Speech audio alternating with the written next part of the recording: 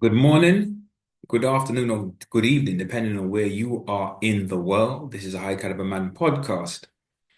Today, I want to talk about the arts, the performing arts. It's been a while since I've been in space, so it's good to be back. And I wanted to just share my thoughts and my insights on a production I went to see recently called Double Act at the Southwark Playhouse in Elephant and Castle. A really interesting play. It's 90 minutes straight, no intermission, pure dialogue and action.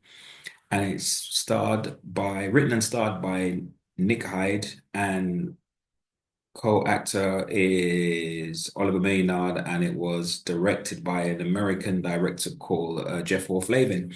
I actually got to meet these guys after the the play and chaired a panel discussion with the audience that stayed back, all its members that stayed back for the discussion. But the plot of the play is essentially that there are two actors and they play mainly the two conflicting parts of a individual's thought process, a man's thought process as he goes towards the location, he heads towards the location where he intends to end his life. And there is this dialogue between them, this conflict that's going on in his thought process where he's challenging himself, or one side of his mind is questioning him or challenging himself. And there are also characters that he meets along the way. And the two actors, Jeff and Nick, they play these other people in the play as well. It's really quite a dynamic, it was relatively short in theater times, right? But it was just because there was no intermission, and it was, a very cozy, kind of like a very kind of intimate setting in terms of the way that the set was set up and the nature of that theater, that it was, you kind of gripped by you don't have a choice to not be gripped. You're really pulled in because you're very, very close, very, very close to the action. And here's a bit of a obviously it's a very controversial topic or a taboo topic, the idea of suicide. Even on YouTube, people always bleep it out. I am happy to let it go because we're not doing this for the we're doing this for the love. We're not doing it for the likes, right? And sometimes it's more than money and can you monetize stuff. But I do respect people who earn a living off of YouTube and their reasons for doing that. But in this case, it's not that kind of party. So we're just gonna, say it with chest. And so after the player was able to ask them a number of questions, a panel, a number of questions of, what is it about the subject matter which makes it so taboo and people so uncomfortable to talk about? Um, what were some of the major challenges in kind of getting information? Where did you do your research? How did the researching process go? Various questions, but no spoilers because I want people to go and see the play. But I'll say that it is very evocative because it really plays on the link between poor mental health and performative masculinity. Masculus, the etymology talking about worthy male, right?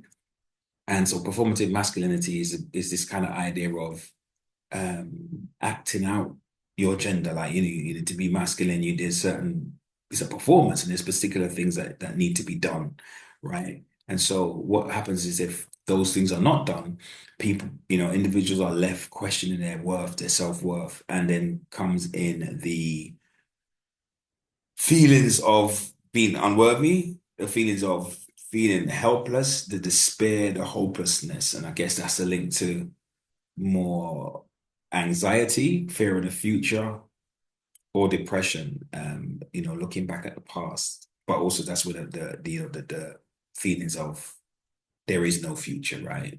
Because based on the past, things have been hopeless, so they're going to continue to be so, right? And so it can lead to suicide. I mean, if you look at the statistics in the UK, I don't know if it's the UN would support this. I think international, I believe. Off the top of my head, I don't have the numbers in front of me, but in fact, I'm 99% certain that these statistics can go across culture and go across nations and the United Nations, World Health Organization, should I say, not United Nations, the World Health Organization statistics would bear this out. But for example, in the UK, that the highest cause of men between the ages of 25, I believe, and to something like 42 is them terminating their lives, them ending their lives. That's the biggest risk factor. And then we talk about or we explore things related to how our boys socialized in terms of dealing with self-awareness, in dealing with emotional regulation, in dealing with relationship building skills, but also how to self-care. What are the outlets? Where is a safe space to take stress or distress? Or what are your self-care methods that you use? What is it that you have a container, right?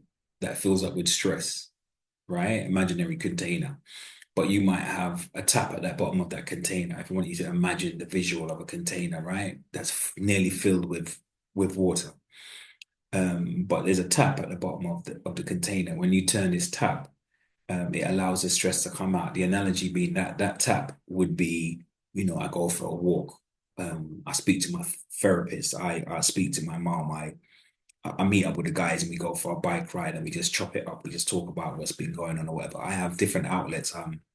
I work out, whatever it is that you do to empty the liquid or prevent it from overflowing. And this is when the liquid overflows, this is when people fall into deep depression or severe anxiety and start having panic attacks and like really going through the mill.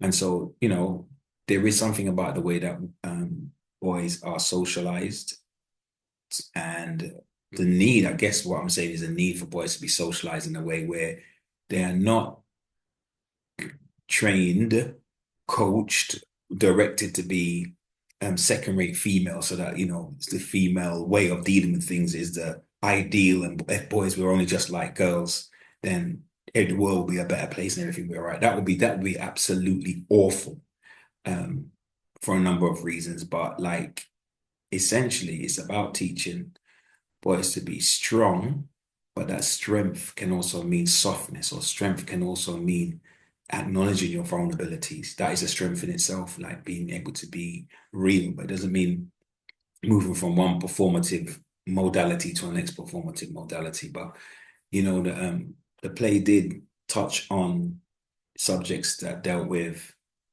position, like occupation, right? And it made me think about, is our financial status, our, possessions, are we our possessions? Are we what we do, right? As men? Is that what the sum total of what we are is when we play a particular role, we have a particular job, we have a particular career, or we own specific material assets, then is that who we are, or is that's just something that we do and it's something that we happen to own? And as human beings, I'm going to say we're spiritual beings on a physical journey. Is that just part of the journey, that these are some of the material things that we come into on the physical plane, or is that really who we are, in our deeper essence? So that really the play really triggered that thought in me. It was a deep, very emotive setting, and I said the conversation after it got quite heavy. I'm hoping that they have another panel discussion because if you're able to get down there and there is another day, you'll definitely enjoy the conversation after. They're a great team, really interesting set of guys. Just three of them that put this whole thing and made it happen. Also, I thought about the theatre as a powerful medium for telling stories and for generating conversation. And I mean, the performing arts always plays that role in its various forms, right? Whether it's something that or the arts in general, right? Across the board. So even if it's like statues that people make or paintings that people make and pieces of art, they tell a story, right? There's a narrative behind them. But there's also the performing arts, whether it's, somebody writes a song, right? Somebody writes a rap. There's a movie, right? There's a series. I'm hoping to do a breakdown of an analysis, a review of adolescence, because that's doing the rounds now, and it's doing crazy numbers on Netflix. I think that it's something like 25 million people have watched it. And I'm going to say 30 million. So 25 million on Netflix, but let's say another, it could even be another 25 million on stream. Let me look at stream thing, the little, Fire Stick, so on and so forth. But it's really doing the rounds and getting rave reviews.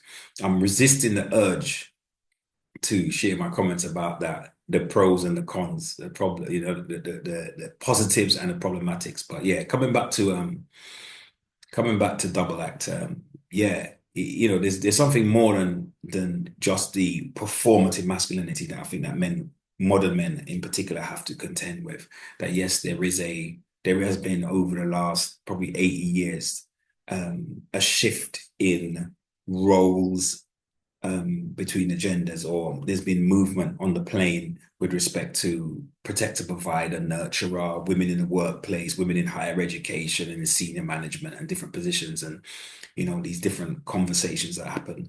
I think that they need to continue to happen. And one of the most important phrases I will remember, or I shall recall, is when you say, having these conversations that are in good faith. Because I think when it comes to identity politics, when it comes to things like race, when it comes to religion, when it comes to gender, the protected characteristics, right? Probably less, and unfortunately, when it comes to, for example, people with disabilities, they tend to get left out. But disabilities is a protected characteristic, and that is a big part that plays a big part of an individual's life if they have a disability, for example. But I know they're often left out. But we're talking about the ones that are usually top of the conversation, right? Well, the reason why I use the term good faith is because sometimes people can become so polarized or so entrenched, right? That the only thing they're interested in is to get their point across and to win. And that's a natural human response when we believe something, we feel passionate about it, that we really want to argue our point. But it becomes somewhat extreme and almost redundant when you're not listening, to the other side of the argument, and you're unwilling to listen. It's one thing listening, appreciating the point of view, understanding it, and saying, what, on after consideration and reflection, I still maintain this position, or I might have refined my position somewhat, or I might change it. But the most important thing is that I've listened and I've processed, not what I'm hearing in my head, but what is actually the argument being presented in front of me. And so, it's one of those things that I think we're gonna, as a society and as a civilization even, right, continue to be addressing because of this shift in roles, as it were, at least in certain spheres of life. I mean, we have much too much of a shift in roles in certain professions. Like men are going to be the bricklayers, and people that clean the drains, and that there's a quality movement. I know that, I'm aware of that. So that we want to get, we want more kind of like a diverse and equal representation across the board, and them guys that go up to like the 40th floor of a skyscraper, or in a hammock to go and clean the window. Like men are going to do that. So I mean, it is what it is. But at the same time, um, there have been some really amazing contributions that women have made in different professional fields and academic fields. When in public life, which is a good thing. It's a great thing, actually, not a good thing, but a great thing. So, the conversation can continue. But bringing it back, the focus on men, and in particular young men, because I think this is something that young men struggle with, because as identities are forming from, puberty onwards, when, boys start that journey towards manhood, right? And their identity, I don't know if our identity as human beings ever becomes fixed and crystallized, but it does become, I guess, more static as we evolve, if that's a bit of a contradiction in terms. But the younger we are, we're taking on different ideas and sometimes uncertain of who we are or who we want to be or what we're capable of, right? We haven't got that much of a track record, right? We haven't won our own confidence yet, much as being able to win other people's confidence at times for many of us, right? And all these external demands. And again, the performative masculinity and the play raise the argument, or raise the, it's food for thought. around internal, external locus of evaluation. That thing of where do you get your values from, or where do you see value in yourself, or what is it that um, makes you adhere to a particular perspective or view? Is that more based on something intrinsic to you that, this is something that I've held and it's something that's internal to me. It's not influenced by the latest trend or in the media or social movement that's popped up.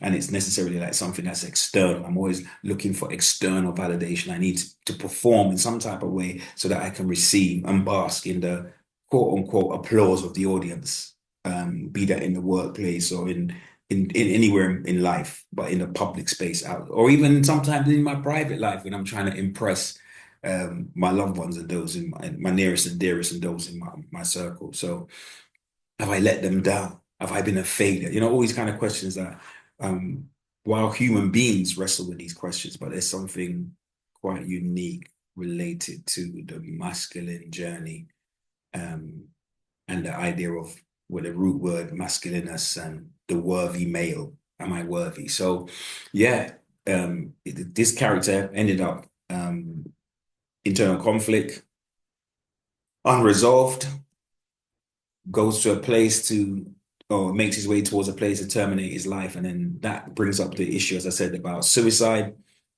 And, suicide awareness is for everyone, right? You need to we need to be able to, if we notice somebody that we care about and they don't see themselves or they seem particularly vulnerable or we have concerns, maybe it's okay for us to tell that person that how we feel, that we feel concerned, um, and be bold enough to ask them, are they thinking about ending their life? Are they thinking about killing themselves? Are they thinking about suicide? And the reason why I'm going to say that specifically, because I know people often fear asking that critical question because we imagine oftentimes if we say this word to them or ask this question, bing, they might now get the idea. We might give them the idea and we wouldn't want to do that. But the research says that, the will to live is very strong. It doesn't operate like that. You just asking some of your questions isn't going to influence them in that way if they didn't have those ideas already.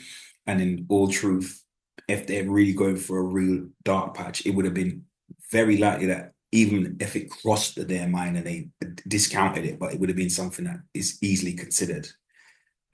Would it be better if I wasn't here? So after you ask them that critical question in the way that you see fit, listen, listen, listen, listen. You don't have to have the answers. You don't have to have the suggestions. You don't have to have anything profound to say. But the most important thing you can do is listen to them and show empathy, let them know that you are tuned in, in terms of how you listen, right? That you're not just hearing them, but you're listening to them. And if the situation arises where there is need for concern, be willing to keep that person safe. If that means calling, I was going to say the authority, but it's not. It's committing suicide isn't a crime, so people don't commit suicide, but people attempt to, make an attempt or have a plan or have suicidal ideation. Then I want to say call an ambulance or make a phone call, but do whatever it is that is needed to be done. Like, don't leave that person alone. If it means you calling for assistance, to call a family member to, keep an eye on them while you go and call for an ambulance or whatever the next port of call is. I'm going to make a call to their GP. I'm going to call a Samaritan. I'm going to call a helpline, right? The suicide helpline, just for somebody to talk me through. This like a safe step-by-step safeguarding way of dealing with the situation, but never be afraid to ask, and I'm willing to listen. Don't miss or dismiss or even like avoid, you know, something which might be gut churning and very uncomfortable, but you may um, have saved a life by that. Because when people are in despair, it's like the analogy is going to be a bit bizarre, but I'm going to say it's like hunger pangs. Even if you haven't eaten, you're not hungry continuously, right? You have strong hunger pangs, and then those urges can go away. So somebody might be at the end of their tether and have those thoughts, and they just need, I guess, you to keep hope alive until they can pick up hope for themselves again, you know? So, yeah, don't want to make this one too much of a long one. Um, and this is not the cool and the sexy topics that sometimes we discuss, but this real in the feel. And this was a review of Double Act, written and performed by Nick Hyde and Oliver Maynard and directed by Jeff Hall-Flavin. It's at the Southwark Playhouse Theatre. Really thought-provoking play, and yeah, really enjoyed being a part of that panel discussion. I thank them for inviting me to be a part of that. And I thank you for staying with the duration of High Caliber Man podcast. Till next time, stay safe. Peace.